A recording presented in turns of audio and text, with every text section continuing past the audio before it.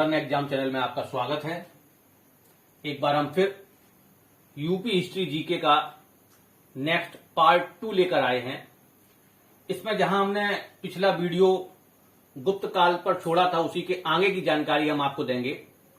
तो इसमें हम देखेंगे कि कुमार गुप्त का जो विलसंड अभिलेख है वो हमें एटा जिले से मिलता है और गढ़वा अभिलेख जो है वो हमें इलाहाबाद की करछना तहसील से मिलता है। इसी के साथ कुमार गुप्त का जो मंत्री पृथ्वी सेन है उसका करमदंडा अभिलेख जो है वो हमें फैजाबाद से मिलता है। इस करमदंडा अभिलेख जो है ये एक शिव प्रतिमा के निचले भाग पर लिखा हुआ है। गुप्त काल का मानकुंवर अभिलेख इलाहाबाद से मिला है और ये बुद्ध प्रतिमा के निचले हिस्से पे लिखा हुआ है। ये बुद्ध प्रतिमा बौद्ध भिक्षु बुद्ध मित्र ने लगवाई थी। गुप्तकालीन भीतरी स्तंभ लेख गाजीपुर के सैदपुर तहसील से मिलता है। स्कंद गुप्त का ये अभिलेख है और इसमें स्कंद गुप्त के साथ पुष्यमित्रों और हूणों के युद्ध का वर्णन है। गोरखपुर के कहोम से गुप्तकालीन कहोम अभिलेख मिलता है और गुप्त काल के मंदिरों में जो सबसे प्रसिद्ध मंदिर है देवगढ़ का दशावतार मंदिर, ये ललितपुर में बेतवा नदी पर है, नागर शैली में बना हुआ है। ये भारत में शिखर मंदिर का पहला उदाहरण है और साथ ही साथ ये पंचायतन शैली के मंदिर का भी पहला उदाहरण है। बहुत ही इंपॉर्टेंट प्रश्न है, यूपी के विभिन्न एग्जामों में ये प्रश्न बहुत पूछा जाता है। इसी के साथ कानपुर देहात में भीतर गांव का कृष्ण मंदिर है जो कि ईंटों से निर्मित मंदिर है, ईंटों से बना हुआ ब्रिक से, और ये प्रश्न भी जो है यूपी के एग्जाम्स में बहुत पूछा जाता है। भीतर गांव के निकट ही एक बेहटा बुजुर्ग जगन्नाथ मंदिर है। इसके निर्माण की तिथि की जानकारी नहीं है। यहां भगवान जगन्नाथ और बलराम की मूर्तियां हैं, उनकी बहन सुभद्रा की मूर्ति नहीं है। और इस मंदिर में 10 अवतार यानी कि भगवान विष्णु के 10 अवतारों का अंकन है।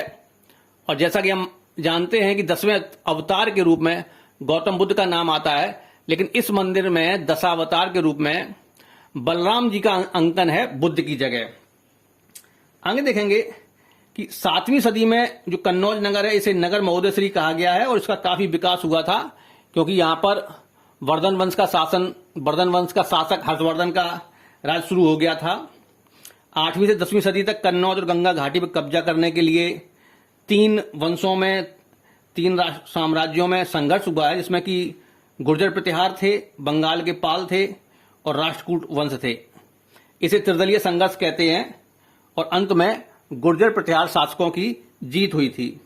गुर्जर प्रतिहार शासक महिपाल ने कन्नौज को राजधानी बनाया था। 9वीं सदी में बुंदेलखंड में चंदेल वंश की स्थापना नन्नुक ने की थी। इसे बुंदेलखंड को जेजाक बुक्ति भी कहते हैं। इस चंदेल वंश का प्रशासनिक केंद्र यानी कि राजधानी महोबा थी और इसका सांस्कृतिक केंद्र या आध्यात्मिक राजधानी खजुराहो थी और इसकी सैन्य केंद्र जो है कालिंजर था। कालिंजर जो है वर्तमान समय में बांदा जिले में है। कालिंजर का किला इतिहास में काफी प्रसिद्ध रहा है। आगे देखेंगे चंदेल शासक धंगदेव ने खजुराहो में कंदरिया महादेव का मंदिर का निर्माण करवाया था। यह प्रश्न भी बहुत आता है। धंगदेव ने कंदरिया महादेव का मंदिर का निर्माण खजुराहो में करवाया था। यहां पर जिननाथ, विश्वनाथ और बैद्यनाथ के भी मंदिर हैं। इनका निर्माण भी धंगदेव ने करवाया था। ये मंदिर खजुराहो के मंदिर वैष्णव धर्म, शैव धर्म और जैन धर्म से संबंधित हैं। बौद्ध धर्म के मंदिर यहां नहीं मिलते हैं। चंदेल शासक विद्याधर ने कन्नौज शासक राज्यपाल की हत्या कर दी थी क्योंकि राज्यपाल ने आक्रमणकारी महमूद गजनवी से मुकाबला किए बिना ही आत्मसमर्पण कर दिया था। विद्याधर को ही अकेला ऐसा भारतीय शासक माना जाता है जिसने महमूद गजनवी का सफलतापूर्वक प्रतिरोध किया था। आगे देखेंगे कि महोबा में कीर्ति सागर नामक जलाशय है, तालाब है। महोबा में बहुत सारे तालाब हैं, उनमें ये बड़ा इंपॉर्टेंट है। इसका निर्माण 1060 में चंदेल शासक कीर्ति वर्मन ने कराया था। यहां पर पृथ्वीराज चौहान का चंदेल शासकों से युद्ध हुआ था और इस युद्ध में चंदेल शासकों की सेना के सेनापति आला उदल थे। ये युद्ध जो है रक्षाबंधन के समय हुआ था। इस तालाब पर जो है रक्षाबंधन पर यहां पर कजली मेला लगता है और ये तालाब का निर्माण, कीर्ति सागर तालाब का निर्माण कीर्ति वर्मन ने चंदनौर नदी पर बांध बनवाकर किया था। पृथ्वीराज चौहान के आक्रमण का उद्देश्य चंदेल राजकुमारी चंद्रावल का अपहरण करना था।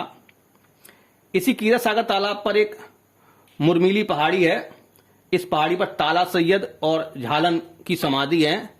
ये दोनों व्यक्ति जो है आला उदल के सहयोगी माने जाते हैं। महोबा में इनके अलावा भी और अन्य तालाब हैं जो कि काफी इंपॉर्टेंट हैं, जिनमें कि राहेल सागर है, जिसे सूरज कुंड कहते हैं। चंदेल शासक राहेल देव ने बनवाया था। यहां पर एक सूर्य मंदिर भी है राहेल सागर पर। दूसरा विजय सागर है, जिसे बीजा सागर कहते हैं। चंदेल शासक विजय वर्मा ने बनवाया था।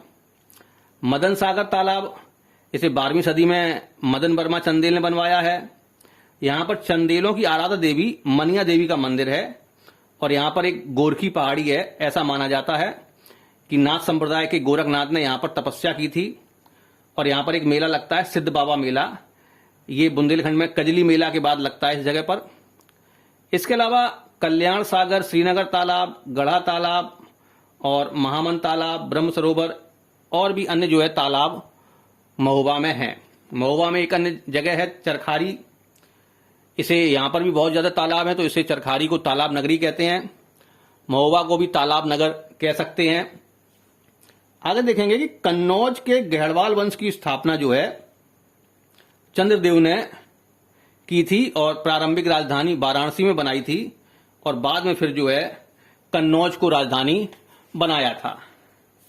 अन्य तथ्यों में हम देखेंगे कि परमर्दी देव चंदेल, जिसे कि वीर परमाल कहा गया है, 1202 में कुतुबुद्दीन ऐबक की इसने अधीनता स्वीकार कर ली है। इससे नाराज होकर परमर्दी देव के मंत्री अजय देव ने जो है परमर्दी देव की हत्या कर दी थी। गहड़वाल वंश के अंतिम शासक जयचंद को 1194 में चंदावर के युद्ध में मोहम्मद गौरी ने पराजित किया था और कन्नौज पे कब्जा कर लिया था। ये चंदावर जगह जो है यमुना नदी के किनारे वर्तमान समय में फिरोजाबाद में पड़ती है। पहले यह इटावा में पड़ती थी। आगे देखेंगे सुल्तान बनने के पूर्व जो है कुतुबुद्दीन ऐबक का जो गुलाम है इल्तुतमिश, वो बदायूं का गवर्नर या इक्तदार था। फिरोज शाह तुगलक ने यूपी में जौनपुर नगर बसाया था अपने चचेरे भाई जौना खां यानी कि मोहम्मद बिन तुगलक की याद में। 1394 में जौनपुर में सरकी वंश की नींव मलिक सरवर, जिसे कि ख्वाजा जहां कहते हैं, उसने डाली थी। इसकी उपाधि मलिक उस सर्क थी, यानी कि पूर्व का स्वामी इसका अर्थ है। और यह उपाधि फिरोज शाह तुगलक के पुत्र सुल्तान महमूद ने इसे दी थी। आगे यहाँ का शासक इब्राहिम शाह सरकी हुआ है और उसके समय जो है जौनपुर शिक्षा कला संस्कृति का एक बड़ा केंद्र बना है, इसलिए जौनपुर को सिराज हिंद कहा गया है, पूर्व का सिराज कहा गया है। इब्राहिम शाह सरकी ने 1408 में जौनपुर में अटाला देवी मस्जिद बनवाई थी। यह अटाला देवी मस्जिद जो है अटाला देवी मंदिर को तोड़कर बनवाई गई है और अटाला देवी मंदिर जो है कन्नौज के राजा विजयचंद्र ने बनवाया था। इब्राहिम शाह सरकी ने झंझरी मस्जिद भी बनवाई है और ये दोनों मस्जिदें जौनपुर में हैं। बहलोल लोदी ने जौनपुर को फिर से दिल्ली सल्तनत में मिला लिया था। आगे देखेंगे कि 1506 में सिकंदर लोदी ने आगरा शहर को अपनी राजधानी बनाया है। सिकंदर लोदी के वजीर ने मौठ की मस्जिद बनवाई है। भक्ति आंदोलन को दक्षिण भारत से उत्तर भारत में रामानंद लाए हैं और रामानंद का जन्म प्रयाग में हुआ था, इलाहाबाद में। ये सगुण राम भक्ति शाखा के संत थे। इनके 12 शिष्य प्रमुख शिष्य थे जो कि विभिन्न जातियों के थे। उसमें एक कबीरदास थे। कबीरदास का जन्म भी जो है वाराणसी में हुआ था। कबीरदास एकेश्वरवाद और निराकार ब्रह्म के समर्थक थे। कबीर पहले ऐसे गृहस्थ निर्गुण संत थे जो संत होने के साथ गृहस्थ भी थे। कबीर के उपदेश जो है शब्द सिखों के आदि ग्रंथ में संग्रहित हैं। इनका जो वाणी संग्रह है कबीर का, उसे बीजक कहा जाता है, जो कि इनके शिष्य धर्मदास ने संकलित किया था।